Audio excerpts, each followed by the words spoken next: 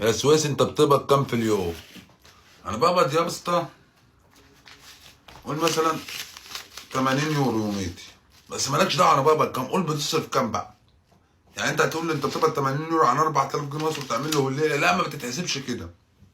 هقول لك انا بصرف كام في اليوم وربنا، انا بكلمك بمرض الله عشان انا معايا عيال. دولت ايه؟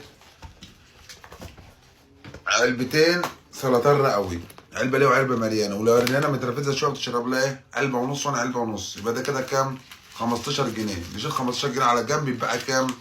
65 يورو. 15 يورو هنضربهم في 5 يعني كده ده 65 يورو. تمام. حط كمان 10 الصبح لجاسمين وأليسيا يفطروا وبتاع، ومليانه تشرب واحد. انا بكلمكم في الايام العاديه مش في رمضان. واحد قهوه حاجه قد كده 25 جنيه. تمام تمام. حط بقى كمان 10 اخدهم وانا رايح الشغل. الاسكوت هفطر، اسكوت هتغدى، اسكوت اجيب لي اي حاجه، حاجات من دي. ادي كده كام؟ 35 جنيه. يبقى معايا كام؟ 45 يورو. حط غدايا، غدا العيال قصدي في قلب الدار، حط لهم كمان غدا وعشاء، حط كمان 15. ادي كده ادي كده دخلنا ب 50 يورو.